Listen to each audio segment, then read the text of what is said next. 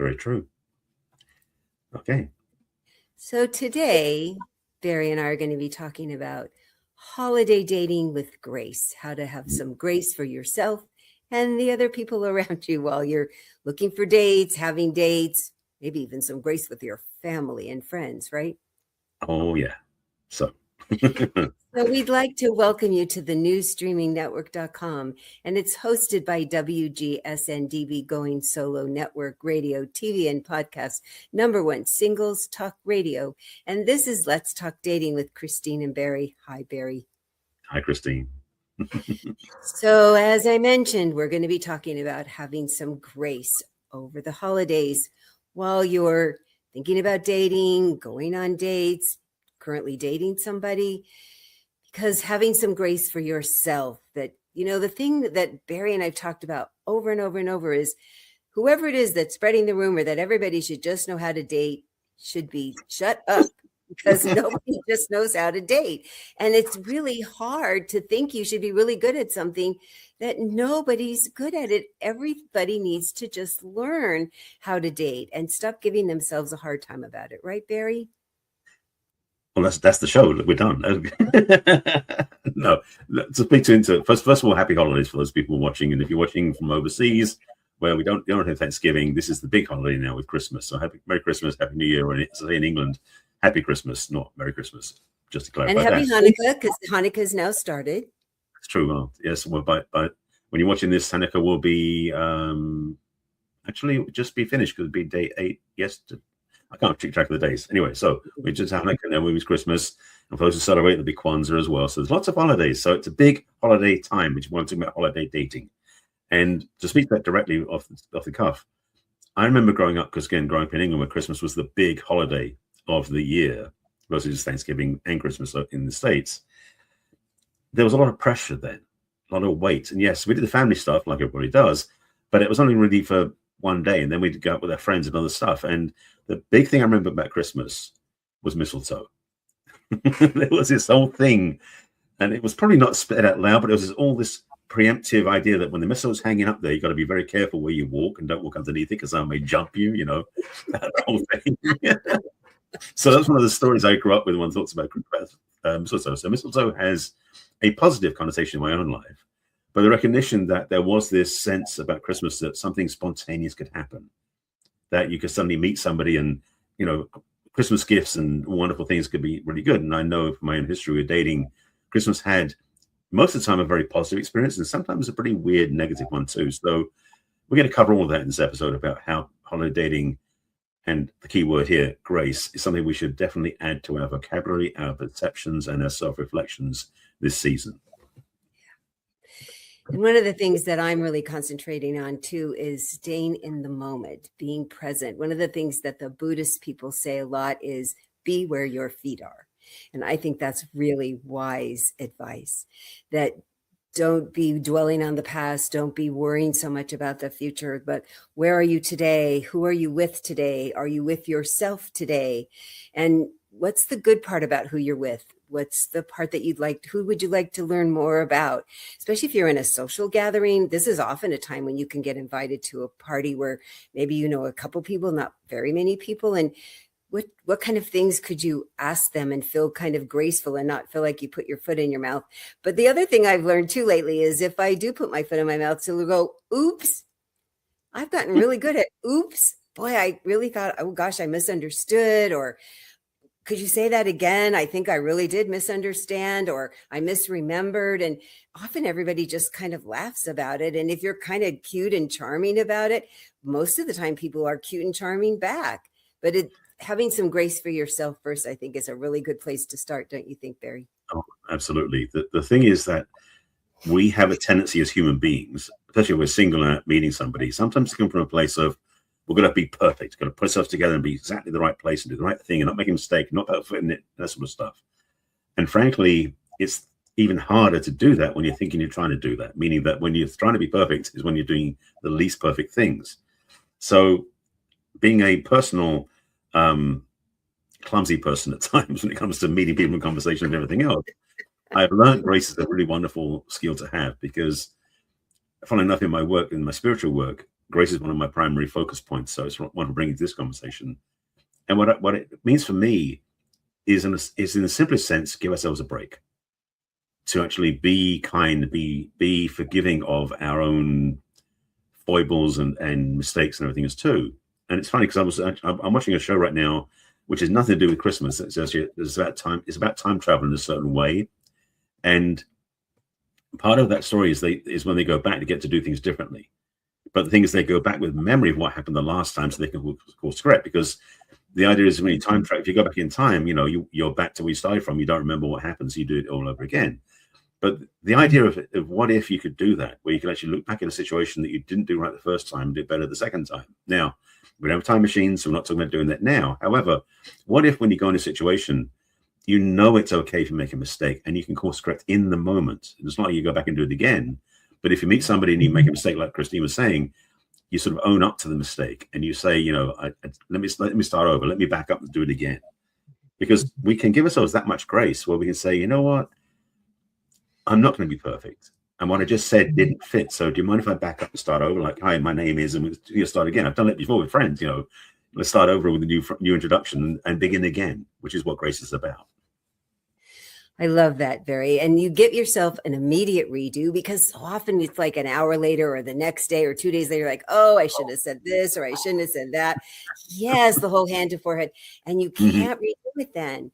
And what happens is if you give yourself grace in front of somebody, it gives them a chance to give themselves some grace in front of themselves. So to then say, ooh, I think I oopsed or misspoke and the other thing too, is it really does vet the other person of, do they accept that you oopsed?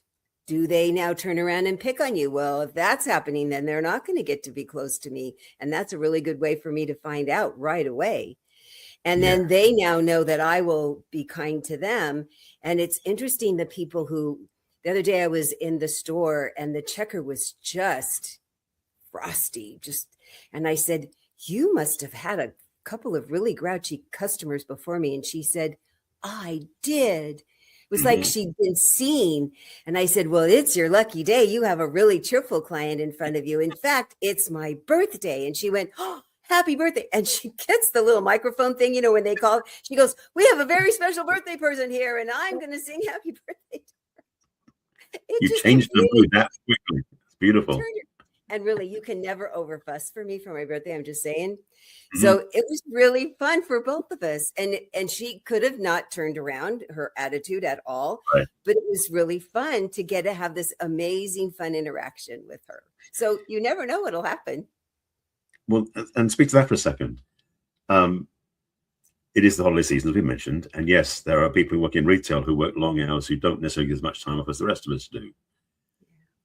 Extend a little grace to them, whether it's somebody at the Starbucks or it's somebody at the retail store. Because the other thing also is, this is the end of the year after Christmas when all the sales start happening, and the retail stores sometimes get swamped. So if you could bring grace with you wherever you go, not just romantically in dating, but if it's just in the interactions you have with people in the world, you might just change somebody's day and somebody's year if you just give them a little kindness, like you just did on your birthday with that retail person. It's a gift, so why not use it? It was really fun. I think it was fun for the people behind me. And as I walked out, people kept telling me happy birthday. I was walking out of Ralph's. It was scored well. I scored a lot. So in a social situation, if you can be brave enough to just say hello to somebody and wish them a Merry Christmas. Barry and I were talking about this before the show, that I have people of all sorts of faith in my life. And I've asked them, does it bother you when people say Merry Christmas? And they said, I'm sure there are people, but I've not met them yet that are offended. And they said, no, because generally the majority of people that I'm surrounded with celebrate Christmas. And I think it's nice that they say Merry Christmas instead of Happy Holidays. And I'll say Merry Christmas back to them, even if it's not something I celebrate, because it just feels like the holiday spirit. And it gives us something to talk about, of saying, well, how do you celebrate? And so that person can say, I don't actually. So, but what I do, all my Jewish friends drive around and look at the lights, but most of them don't go. They all have Chinese food and go to the movies. They all explain that to everybody because that's often what they do. And if you do celebrate Christmas, what kind of traditions you have? In our family, it was Christmas Eve. We always opened pajamas. We got brand new pajamas as kids. And I'm going to Washington, and I know my brother's going to give me pajamas at Christmas Eve because he still does it now for adults because it's our family tradition. So it's a fun thing to tell adults in my life when they ask me about my Christmas tradition that I have Animal from the Muppets flannel pajamas that my brother gave me, I don't know, 4 years ago when I was there. So what a fun conversation to have with a stranger that you have in your back pocket, even if you're an introvert, that you can have something to say to somebody new, because you never know. You start laughing with them. Maybe you have things in common, and wow, you both hike or you both love plays, that you might want to have coffee later, or you might want to sit on bar stools at somebody's house and have an additional conversation with them. This is how you're having grace for yourself and grace for somebody else over the holiday that could turn into dating. This is how you can have a smooth transition with a whole room full of people. You never know what could happen. Oh yeah, that is definitely, the difference is always fun, because the thing is, if people go into their families, it can get kind of boring. But when you meet somebody who does something different, it's always fascinating to learn about. You know, my thing for the last 15, 20 years has been movies and Jewish food, you know, and Chinese food at Christmas, because first of all, my family isn't here. I'm on my own anyway, but also I have friends of mine who are Jewish. We do that sort of stuff together. It's just great fun because it's different. And it's funny because when we go to the Chinese food restaurants, it's packed with Jewish people and Asian people too. But it's like, that's the kind of the funny thing. And there's definitely that sense of difference at school. But for me, Christmas Eve, because of my spiritual center I go to, we've always had Christmas Eve service, which is just music and talks, and it's beautiful. And so they'll be doing that this coming Christmas. We're doing Christmas Eve every year. And so those things are my sort of, I won't say landmarks, but they're my icons for that time of year to celebrate. But once it's over, it's like for you to do other things. So if I cross paths with somebody on Christmas Eve who wants to talk to and get together later on, basically the day after Christmas, which is Boxing Day for me, but not for other people, through the end of the year, is a good time to get to meet somebody, because oftentimes people are not working.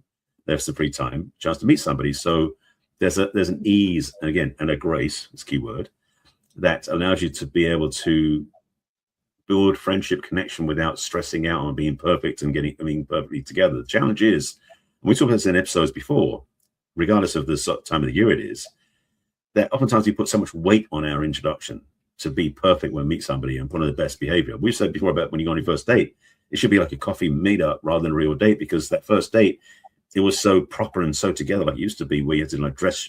I mean, not so much now, but you used to be dressed up and smart, go to a fancy restaurant where you're sitting in the dark half the time and trying to make it perfect. Well, that's not a place where you give yourself grace. It's like being able to meet somebody informally, where you're casually meeting in a daytime environment, where you see each other as you naturally are, so to speak. That's where grace happens. So in this context, because it's around the holiday time, and where grace is one of those, that's what I'm looking for, predominant, I think it's a good word, quality we talk about this time of year. Well, even more so is a time to meet somebody in a relaxed and informal way. So you can just not be so stressed about trying to say the right thing in the right place. You can just have fun. Yeah. You made me think about, yesterday I was looking on profiles with a client, a female client, and we came across a guy who had reached out to her. And in his profile, very interesting profile, he said, I prefer to have a first meeting be coffee or tea. And so she prefers that too. And she wrote that, and he said, oh, it's so refreshing that somebody really prefers that, because lots of women had complained. But it turns out she's really been frustrated that she wants to improve her pickleball game and she can't find somebody who plays. And it turns out he teaches. So she mentioned that. So they're going to have a pickleball game and then coffee. Nice. I know. So I said, be sure to write that you're looking for somebody who's better at pickleball. And he said, well, would you like to have a game and then coffee? So I thought that turned out really well. It made me smile. Sweet. Yeah. And the thing about that again, because the thing about grace, in a way, it's the opposite of trying to be perfect at something. Because perfection is like no tolerance, there's no room to move. And so that idea of playing pickleball, especially when she knows she's not necessarily the best player, she gets to basically have grace on her side, because she can make mistakes, she can be clumsy, and she can watch and learn from this guy who perhaps becomes her teacher as well as something more. So the gift that gives is such a beautiful expression of just be easy. Because again, grace, the phrase I heard a lot of times in teachings is about, things should happen with grace and ease, like they're paired up together. And really what grace does is it creates more ease, because the dating experience for a lot of people can be very stressful, to say the least. And sometimes distressing, and there's all the other stories as we'll talk about as well. But having the ability to have ease with what you do, where you take, you make it take it seriously. Yes, you are there, you're present, but you're not like trying to make it perfect. You're just having ease with it. So grace is such again, I said it's been part of my spiritual studies. It was a quality I was given when I got licensed back in 2000 in my practice and my spiritual studies. You get spiritual qualities given to us in the graduation, and mine was grace. So it's always been with me for the last 25 years. So I have a kind of a relationship with grace. And so for me, that when in my spiritual journey, part of the journey I had. And so it's funny, when I first got that quality back in 2000, I looked at it with certain disdain, thinking I wanted something like, I want to be like power or success or something else, and I got grace. But frankly, over 25 years, it's proven to be one of the biggest gifts I could have given myself. Because what grace is for me, it's an allowance to be normal, it's allowance to be human, it's allowance to be successful, but without stressing and being perfect. Because so many things we do in life aren't grace-filled or are grace-based. And dating, unfortunately, for a lot of people can be it can be challenging for a lot of people. So having grace like in your back pocket is such a gift to give yourself when you go out dating, so you can enjoy and relax and have a nice time. Because the other thing also, just to add another piece to the puzzle, is when you meet somebody, get in a relationship with them, after you get through the initial trying to be perfect for the first 3 months of the honeymoon experience, and you finally settle into a relationship, you tend to relax and be comfortable anyway. So why not start with that? Get to know somebody as they really are, and then you can build up to the excitement, whatever is down the road. Well, I'm here to say you own it and embody it very much, Mr. Barry. Thank you. I have 2 clients right now that have been close to 6 months and in relationship, and they both keep saying, I really get how much you keep saying, be yourself. Just keep being yourself, no matter what, no matter how much you want to not, and you want to just no. And they're both women, and the guys on the other end are like, yeah, more of that. I said, this, when you're the right person, you just keep wanting the other person to be more of that. Be more of you. And that's the thing that my male clients keep saying. I like who she is. The men who are now in relationships as well or keep saying, I just like who she is. So men, just keep being yourself. Yeah. Oh, I know we take a break. So you want to do a quick intro? Yes. So, oh my goodness, if this is landing with you, like you want more of this, or I have no idea what you're talking about, and I want to find out more about this, I'd love to talk to you. And the best way to reach me is through my website, www.theperfectcatch.com. Zoom to the middle of the website and click on What's Holding You Back from Love questionnaire. You'll have access to my online calendar. You can schedule a complimentary conversation with me, or you can send me a private email at Christine@theperfectcatch.com. And Barry, tell people briefly before our break how they can reach you. Well, similar to Christine, I have a website you can go to, which is my name, barryselby.com. And then my website, the top of the page and the homepage is where you click on the Let's Chat button, which takes you to my calendar and a form you can fill out, which basically gets me a chance to see what you're about, what you're looking for, and what's not working, what is working. And then we schedule a 20-minute Zoom call to see how we want to work together, if we do want to work together. And frankly, it may just change your life just to have that call alone before we even talk about working together. So it's worth taking time to do that. So again, top of the page, the Let's Chat button is where you can do that. And if you want to send me an email, you can send me one at barry@barryselby.com. And we'll tell you all about everything else at the end of the show. So we're going to take a break, and you get to hear from our 2 sponsors, the National Widowers Organization that helps people that have lost a loved one through their grief, and also our amazing new streamingnetwork.com station that sends out our wonderful podcast.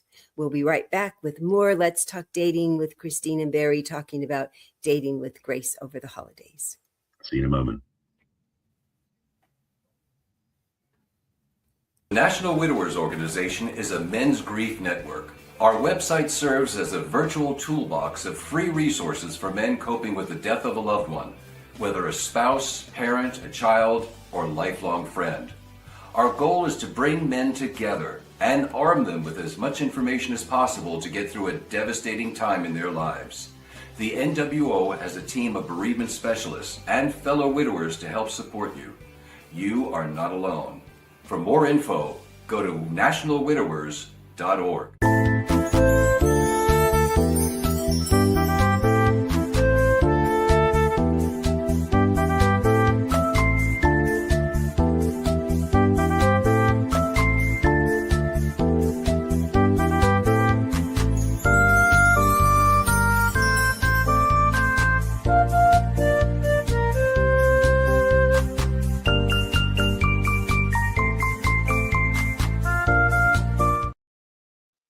Hi, we're back with Let's Talk Dating with Christine and Barry, and we're talking about how to have grace while you're dating over the holidays.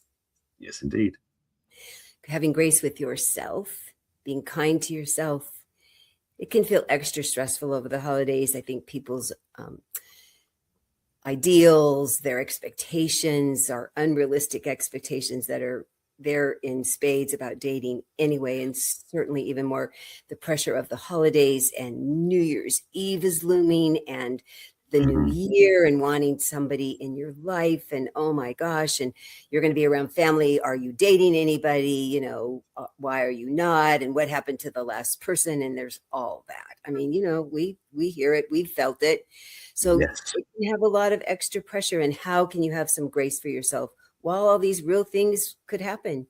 It can be really hard.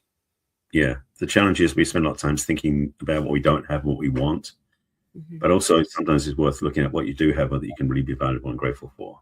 And even if it's just your health or where you live or the friends you have, start there, because frankly, the way we've talked about this before on the show as well, about how you attract where you're in the right resonance and the right frequency you carry. So when you're in a place where you're happy and thankful for the people around you and for the life you live, it becomes more magnetic and attracts what you want. If you spend your holidays being, shall we say, less than happy and more stressed and upset, you tend to attract more of the same. So again, we talk about grace as this topic.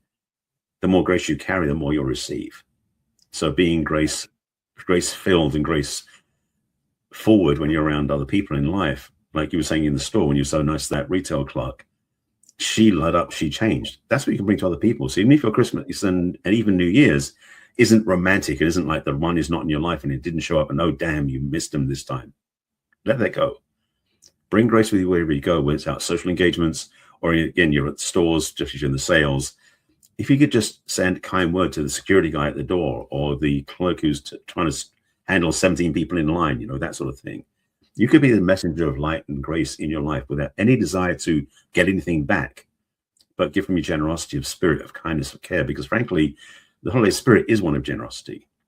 So this being that time of year, not saying you shouldn't do it all year round, but certainly this time of year especially, bringing grace with you wherever you go in your interactions, whether it's in, say, even if you're in the car wash, somewhere else, outside meeting other people, how can you be more graceful with them?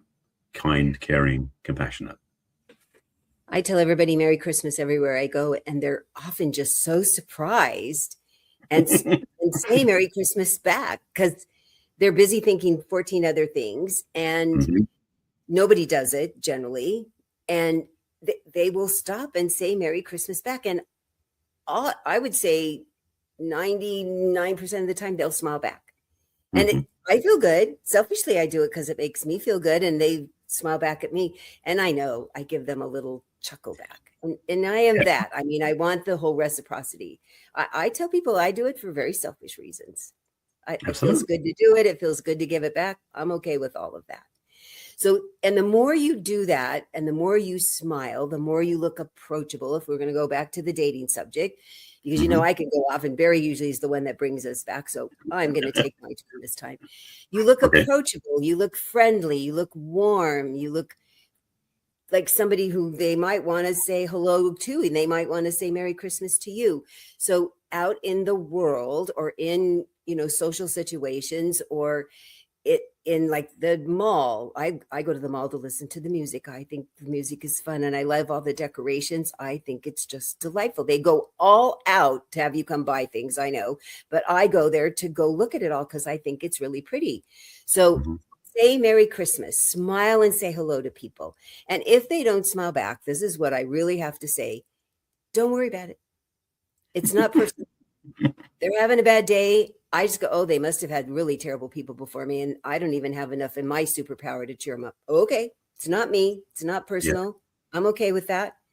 And even super person, super woman, who's my icon, couldn't cheer him up. Oh, it's not me. You can't see. That's what people say. They don't want to say something to somebody because it feels personal that they don't say that. They're not somebody intimately in my life that really has permission to upset me, so they can't upset me. So I say hello, and if they don't say hello, I go, okay. They're doing whatever they're doing. Maybe they're too unhappy to smile. There were times I could not smile after my husband died. I don't know what anybody did. I was too unhappy. It wasn't personal to the other people. It was because I was in deep, deep grief. It wasn't them. And I'm sorry if somebody took it personally when I was out in the world, because normally I'm very smiley. I was not. So I want you to remember that. It's not you. It's not your job to cheer them up. It's not your responsibility. And it's not because of you that they're not smiling. But there's a lot of people that would be happy to smile because you smiled at them. Please do it all the time. Just give it away, and lots of people will give it back. Absolutely. It's actually, I mean, that frankly is a way of life. So let's be clear. It's not just about the holidays. It goes longer. As we keep saying, the joy of this is that you might just change somebody's life for the better. But the thing is, as I said, it might, like you were saying, as we are being ourselves and being uplifting and positive around other people, not Pollyanna necessarily, but just being positive and being kind, other people may not receive it on any level. They might be, how can you be so happy? It's like, because life is okay. I'm breathing above ground. You can be it doesn't have to be, well, because I have this, this, and this. And if you're single, especially, it can be challenging thinking, well, I'll feel happy when I'm in a relationship. With some people have that wiring that they won't be happy until they get that one and they're in that perfect life. They can spend a lot of time being unhappy if that's the case. So bringing happiness, like you were saying, it's around your communication, around conversations around other people, it does make you more attractive. And frankly, those people are serious. You wouldn't want to be around anyway. So why not be happy anyway and find the people who then become magnets to you because they want to be happy or they're already happy as well. So you get to become like this happy group of people who want to be positive and be happy. And the people who don't want to be it will just disappear. So you can have, and I have this happen with people I've made friends with who we sort of meet on the same frequency sort of thing. And that's what we're talking about here in Level. It's about what frequency of emotional joy do you bring into the world, into your life. So being graceful in your interactions. One of the other parts about grace is I've gotten pretty good now in many places, not taking things personally. And one of the things about grace is we're not so strictly attached to our position, trying to be perfect and whole. So if somebody does not like what we're saying, come at us with a certain, upset, distress, it's like water off a duck's back. We just take it with grace. We don't take it personally. So grace is a very powerful, as I've said, a skill I've learned over the years, useful resonance to have. And so when you can treat life with grace, the way you go through it, your ease with being around other people just comes naturally because you don't have to be invested on them saying, happy Merry Christmas back to you or anything else for that matter. They get to be themselves. And so you'll find yourself being less hooked into other people's reactivity, which is a great gift to have, frankly. Oh, yeah. Oh, my goodness. That is a mouthful. And I think part of also the grace is learning to be grateful, learning to be thankful. I remember when that woman had the grateful journal where we needed to write down 3 things at the end of the day. And a bunch of us talked about how we paid attention because I need to write 3 things down at the end of the day. I need to pay attention that I have my 3 things to write down. And it couldn't be the same things every day. You needed to come up with 3 new things. That at this time of year, even that you woke up. I mean, really, there's lots of people that didn't have that privilege.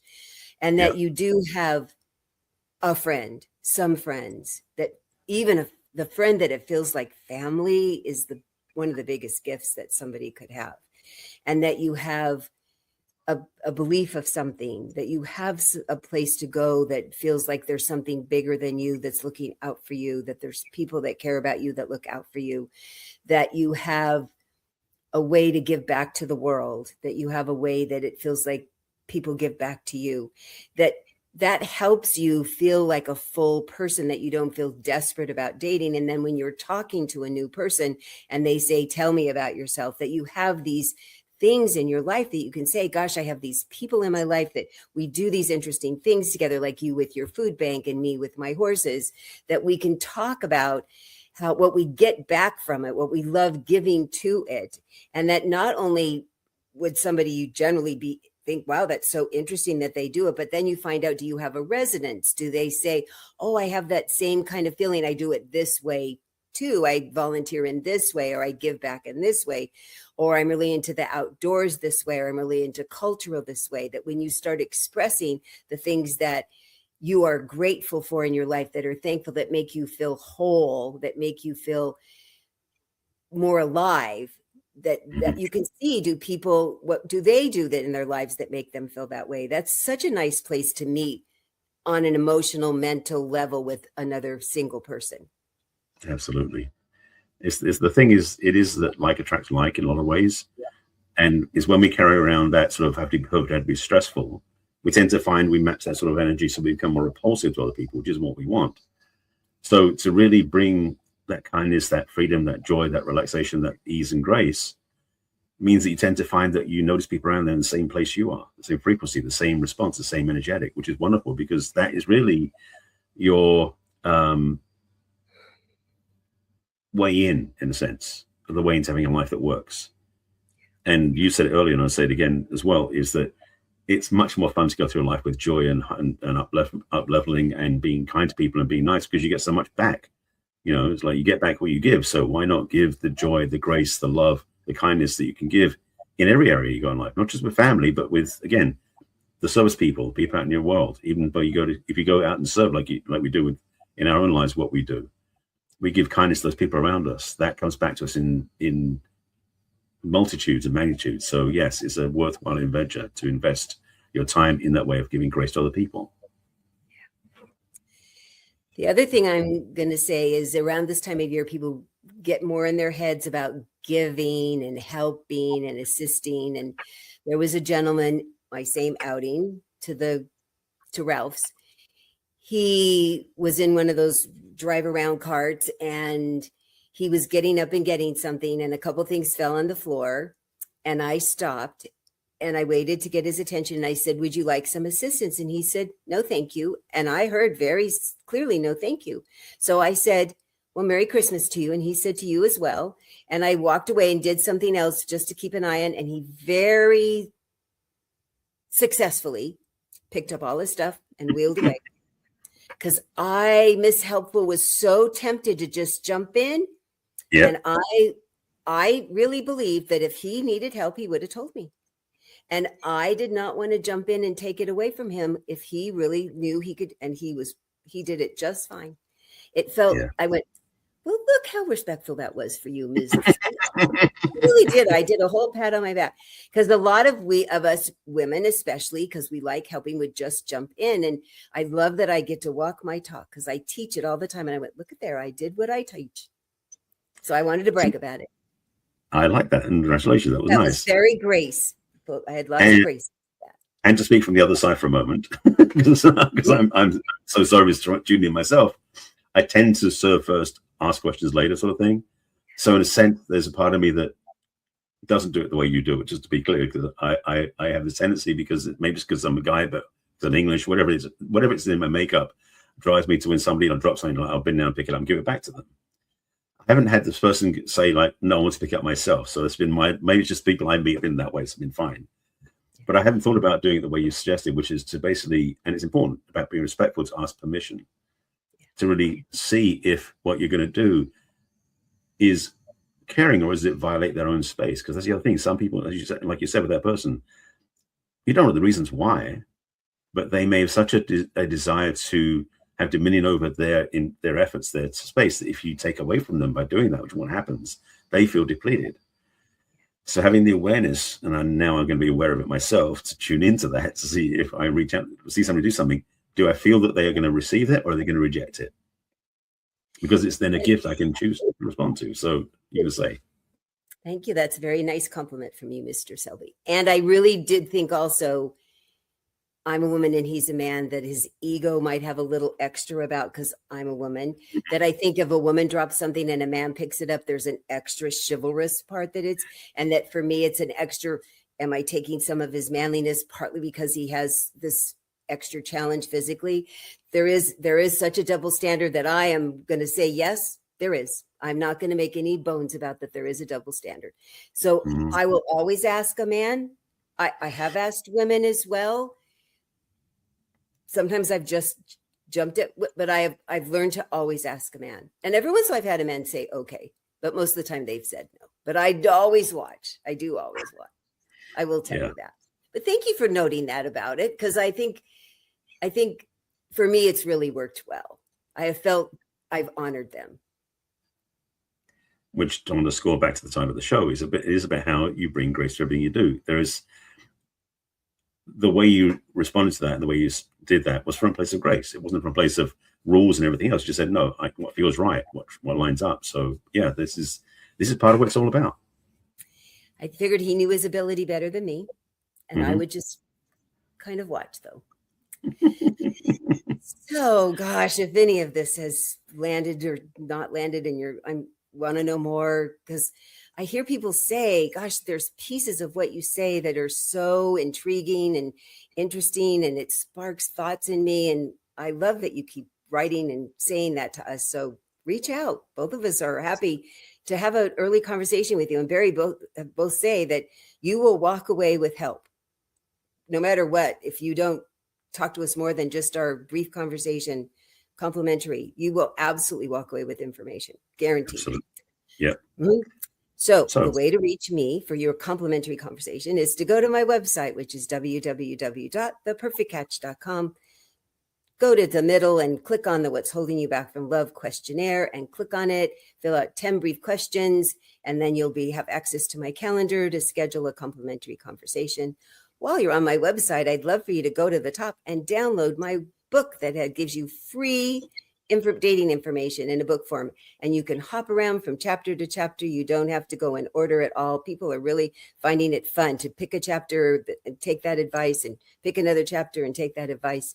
You can also join my mailing list. Then every week you'll get this podcast delivered in your email box.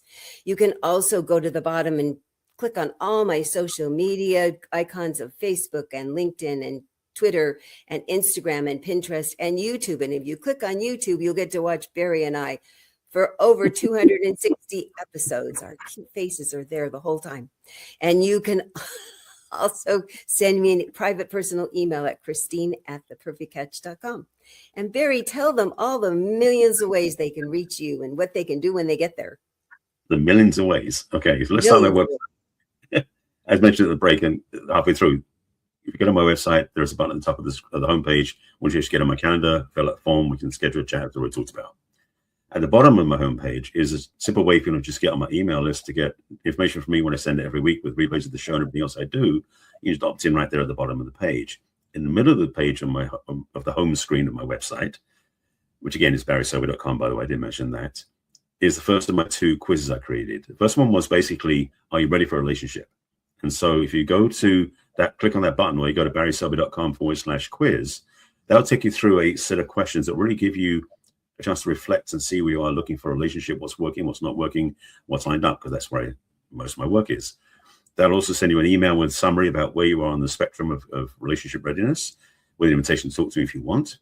The second quiz, which is on the bottom of the screen if you're watching the video, which is barryselby.com/self-quiz. It isn't a button you can press, but you can go to the link directly, which again is self-quiz, is the second of my 2 assessment quizzes. It is the self-relationship assessment. Basically, how's your relationship with yourself? Because my work is always about starting with the person in the mirror, the one that starts the relationship, before you even get into a relationship, because you want to be ready for the right relationship. That's a lot of relationships. But if you go to do the self-quiz, that's a much deeper dive with a lot more questions to reflect on, to support yourself to understand where you are. That also provides you with a actual downloadable PDF with a whole bunch of tips and guidance, things you can go to get where you're going in love and life. And again, invitations to reach out to me as well. Also on my website is my book. That book's been out now for over a decade, called 50 Ways to Love Your Lover. It's a best-selling book. It's on Amazon, but if you want to find out more about it, at the top of that page, there's a little audio track. It's about 12, 13 minutes long, which is a really good review of my book by 2 NPR voices, all AI generated, but it sounds really good. But definitely it's 2 people who know my book well. So listen to that first. If you like it, then go get the book on Amazon. The buttons the link to get that is on that page as well. There's other stuff on my website as well, but we find out more about it by checking out the navigation. But if you want to find me on social media, Under my name, Barry Selby. You can find me on YouTube, especially, where all the videos for our conversations, plus a bunch of other videos, about 1,500 videos altogether on my YouTube channel. So you can definitely find me there. You can definitely become a subscriber. Check out what's going there as well. So Barry Selby on YouTube, also on Facebook, on LinkedIn, on Pinterest, and on Blue Sky. And if you want to find me on Instagram and Threads, it's The Real Barry Selby. I think that covers everything. And you can watch us live here on the New Streaming Network every Thursday at 1 o'clock Pacific and 4 o'clock Eastern, and all the times in between. And you can watch us, watch us on Roku and YouTube on the New Streaming Network. And then Barry, they can take us with them too, right? Yes, indeed. Our show is not only as a video you can watch on these different platforms, you can also listen to us on podcast platforms. So if you listen to us on Apple Podcasts, Spotify, the other platforms you listen to podcasts on, you can listen to all of our shows, all 260, 270 plus shows we've done now. That will keep you busy, but also get you really informed and educated. So take us with you wherever you go, when you listen to in the car or on your bike or on your shopping, wherever you're going, especially if you want to be out in the world, but don't want to listen to all the road noise. Stick your earbuds in, listen to our show, get inspired and get awoken. And we love for you to binge them. And when you're listening or watching, we'd love for you to subscribe and review and share them with your family and friends who also have questions about dating and relationships. Absolutely. And we'll be back next week with another interesting conversation about your dating and relationship lives. Have wonderful holidays, and we'll see you next week. Bye. Yes.